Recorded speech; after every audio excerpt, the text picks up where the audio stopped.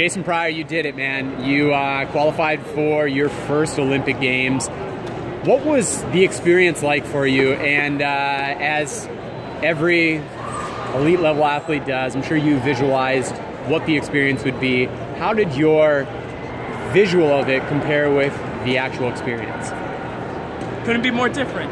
I talked to dozens of athletes in fencing, speed skating, weightlifting, boxing, every sport that you could possibly imagine. I asked them all what it was like, their first Olympic Games, what was it like when they got up there. And all of them told me very great advice about what the psychological pressure would be like, what dealing with all the distractions of the village and the cameras and etc. And you know what? None of it prepared me, because it was literally that different from anything I had experienced. I've had NCAAs writing on my performance. I've had, you know, the shakes an hour before World Championships. I've been at Pan Games. I've made world teams. I've had situations where I've literally had to win a tournament to stay in the running, and none of it compared to what it was like stepping on that strip in Rio. There was literally nothing anyone could have said to prepare me for it. And that realization is incredibly humbling, but also incredibly important, because now I understand. And now I understand what I need to do for Tokyo. What was it that was so humbling about the experience and so different from even the advice that other Olympians themselves shared with you? You don't feel like yourself. The pressure and everything is so incredible, you don't feel like yourself. And your opponent isn't themselves. I know how Benny Stephan fences. I fenced him many times over the years. I had a month to prepare for that bout. And he didn't do anything he normally does, because it was different. The nerves, the expectations, suddenly he isn't really fleshing, and I'm not able to hit a counterattack. So now the bout has to change to something that would never be fenced in any other situation. And you could see that in the first round everywhere. People were doing things that didn't make sense. People weren't hitting actions. It suddenly becomes this weird funhouse mirror of what bouts normally look like.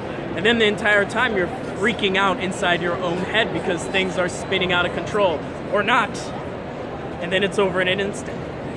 With that, you know, like that inability for probably every athlete to actually prepare themselves for the experience of stepping on the strip at the games. It's also different for you as a fencer outside the top 16, who typically goes through pools, goes through the DEs the day before, and then advances into Saturday. How was it with the games, knowing who you would fence like weeks in advance and not having kind of that warm up before the direct elimination?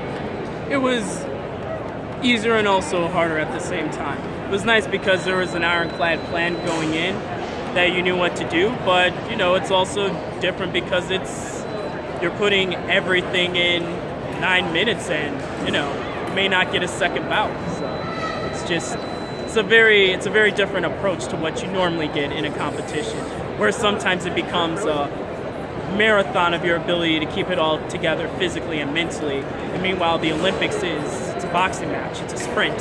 It all has to be emptied out right there, right now, where there is no other bout. And as far as like the physical component and preparation, how did you work out the pre-bout jitters or ensure that your actions were sharp, your point was on? Were you and Coach Rivera like doing essentially like a pre-bout before, or were you just doing typical warm-up? I did the same warm-up.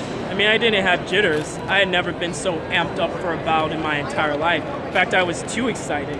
I mean, you want to stay in a range. You don't want to be so nervous that, you know, you're too scared to do anything. You also don't want to be so amped that you're sitting there frothing at the mouth at the chance to flesh.